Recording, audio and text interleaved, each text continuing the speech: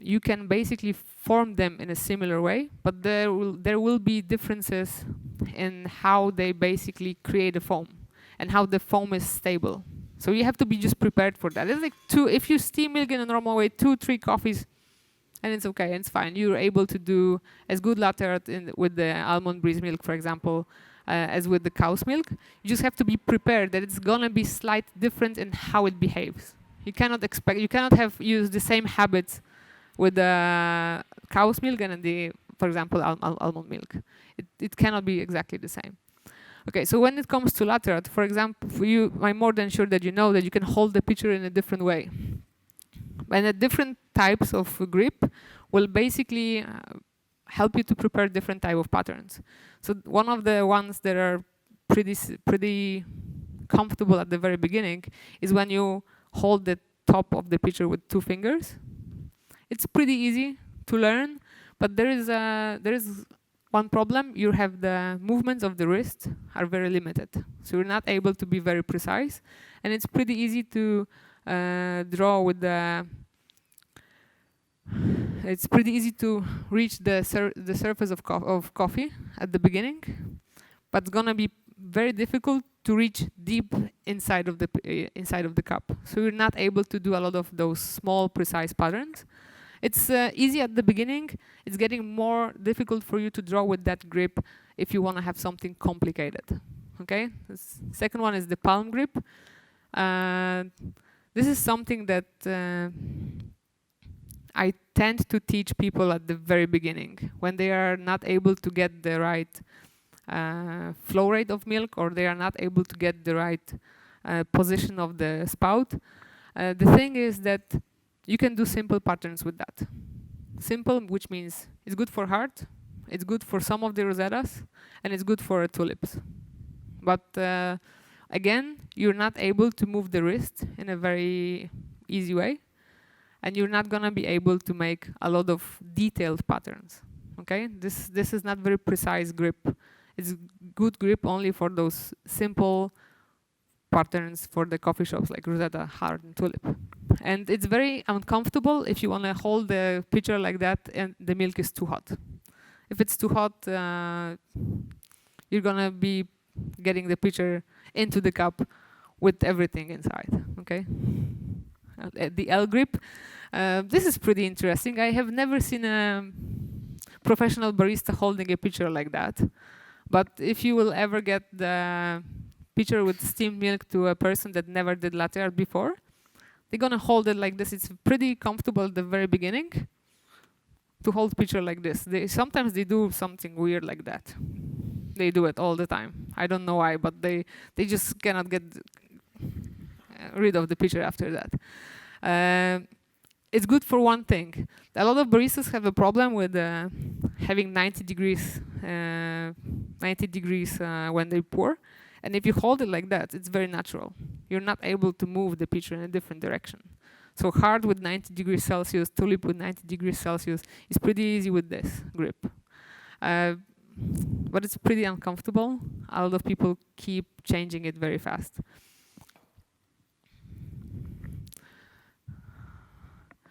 And my favorite one is a pencil grip. You just hold the pitcher like you're holding a pencil. Okay, basically within 2 fingers, somewhere in here. And this one, a lot of professional baristas, a lot of professional people that takes latte art use this grip because it's super precise. You're able to move your wrist, your hand, your elbow, and even your arm. So you're able to do a lot of small detailed patterns. You're able to pour in whatever place of the cup you want. A lot of people on professional level don't hold it in here anymore. They hold it in here.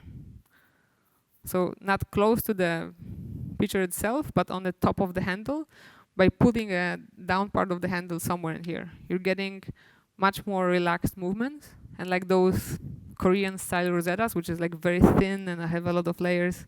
That's the thing I will never be able to do because I have wrong DNA. It's not a joke, it's true. I always try to do that, but I will never be able to do that. And you need to have a little bit smaller hand than mine. Mine is pretty big. My mom says I used to be a pianist, but I was only 6 weeks in the piano lessons. I wasn't patient enough. So if you hold it in here, the movements are much more relaxed and the patterns are much more symmetrical. Because if you hold it in here, what happens? From one side, you're putting a thumb and you're pushing the thumb from this side. But from the other side, the finger is not pushing because it should push from this place, right? One is pushing from here and the second one is pushing from here. So the strength is not the same from one and the other side. And a lot of people with this grip, and I'm one of those people, will never get the symmetrical pattern because this part is always bigger. Because this, I need to think when I pour, which is impossible because you're so stressed when you pour that you just don't think. The brain doesn't work on stage. And this grip helps with that because basically the movement in this grip will go from the hand. It's not from the fingers anymore. And here it's with the fingers. And a lot of people have such a stressed hand during the pouring. It just like hurts 3 days after competition. Okay, so we have the grips. The grips are pretty easy. There is no such thing as the best possible grip. It's a very individual thing. It's like wearing sneakers. Some people like Nike, some people like Adidas, some people like high heels. If you ever see me in high heels, that means somebody kidnapped me and I'm waiting for somebody to rescue me. The same is with ordering decaf coffee. There was a meme about that. If you ever see me ordering a decaf coffee, I'm secretly screaming for help. And I have something with high heels the same. There is no such thing as the best possible grip. You have to find your own. Okay, it can be a little bit change of what you see in here. Those are the typical ones. But there is no grip that is universal for everybody. People have different hands, people have different features, and this will always be individual thing. I'm not saying, for example, that this one is not the grip to win World Latte Championship. I'm just saying it's a little bit more difficult. Yeah?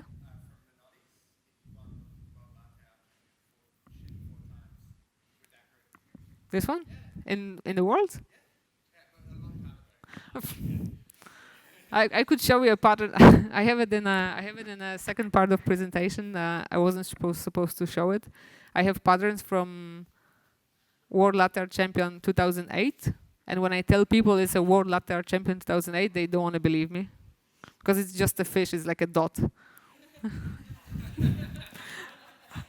Like it's a dot with an eye. And there's like 4 dots on top of that, and people don't believe that's a World Latte Champion. And I'm like, yeah, it was. I think it was the second or third World Latte Championship. Like, you know that since 2014 to 2019, like the latte developed so much that I stopped competing because there's too many Koreans competing for different countries. But that's like Chinese playing table tennis. They play for every country now, and I'm just wondering when somebody will move to Poland and actually start to make coffee in Poland, so we don't have a chance anymore. Okay, latte art making. Basically, there are 2 techniques, and you know that. It's a free pour and etching. The thing is that free pour is only the using of the pitcher, right?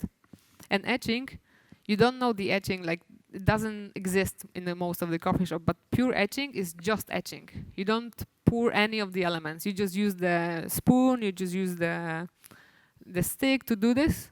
There is no pouring in the real etching, okay? This is the pattern from like 2007, I think. It was on YouTube when I was starting my job.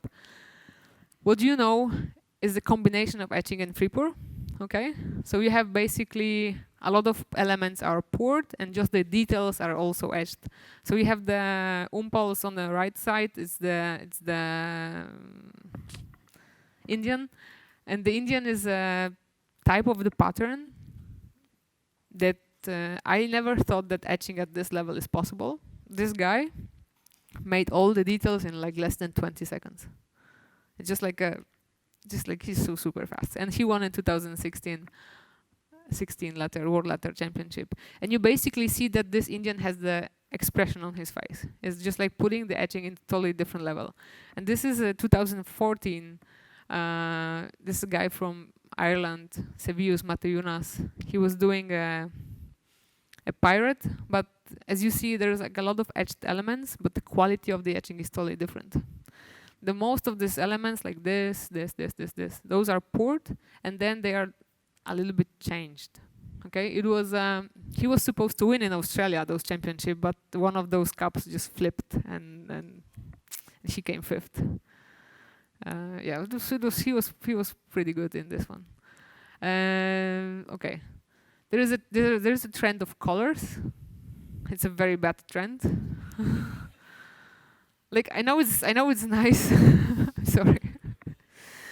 Like it's nice to use a color to make a details, but it's very bad to make the colors to make the like the picture. That's why the rules in World Latte Art Championship changed. It used to be like this. This is 2015. You know the guy. He's from Australia, but born in Korea. Caleb Cha. He did it for the first time in 2015, and he won. And he started a trend, and people started to like paint on coffee. It was like only colors on coffee. It looked like a color book for kids, and that's why judges said one color, and not more than certain amount of the pattern can be colored. The other thing is the free pour with color. It looks nice, but the thing is that you cannot pour color milk on coffee because it doesn't look good, because you have a brown surface, and if you put, for example, orange, red, or yellow as a free pour, you don't see the colors anymore. And this is forbidden in competition. You cannot do that. The butterfly is basically also in this year, Caleb put the etching into totally different level, because what he put on the coffee was lines, and he etched it in a way that it started to create those shades. He won the art bar part. It was one of the, I think this is one of the most showed in social media from 2015 patterns. But the next year, people like didn't put it into another level. They started to copy it. And when you copy it, judges are getting bored, and that's why they changed the rules. That's the thing. Like nobody thinks in competition that you get the judges' feedback about the winner, and people the next year copy the winner, but the judges wants a new winner, not the previous winner. And we competitors keep going on the trend of the previous winners, and judges are already looking for something new. So the guy that's gonna do something new is gonna win. But if it's too new, they're not gonna win. You have to be like new in a certain way. Like that's the thing. If you're too creative, it's not good enough. Okay. Okay. Milk pitcher maneuvers. Just basically put the name to the techniques you already know. There are like 8 different maneuvers we all use when you make coffee. The first one is placing, and placing is when you pour in a certain place and the pattern happens around the stream, which is basically a heart or classic cappuccino. If you do that, you need a certain flow rate. Flow rate is around 20 milliliters per second. And you have to be pretty close to the surface, around 1 centimeter. And then you're gonna see that there is like a circle happening around the stream. And this is where the pattern is gonna be. That's called the placing. You place the pattern in a certain place. Place the pattern in a simple place. The simplest thing is heart. Then you have pushing, and you've already seen it as a tulip. Okay, so basically the flow rate is very similar, but you place one of the elements, and the first element is pushed by the second element, and the third element, the fourth element. This is basically a tulip. This is kind of a more difficult technique because the whole pattern is created by using a different elements. So also a rose is kind of this pattern. Rose is an evolution of tulip. You know the rose? Rose is 2013 winner from Japan. She did a pretty good job. So like the every next element is changing the shape of the previous element. Okay, turbo is like you need to use a different flow rate, and if you do a heart in a heart, and you wanna the first layer of tulip actually close the second layer of tulip, creating heart in a heart, you need to speed up. It's a pretty difficult because we have the muscle memory and the brain memory of doing a tulip, so we stop at certain point, and you need to make your hand a little bit loose and let it go, and that's when it's gonna close. But you need to speed up the flow rate. So you need like 40 milliliters per second in the second part of the heart in a heart. So it actually is gonna happen. If not, you're always gonna have tulip from 2 elements. It's pretty difficult to override that mental map in your head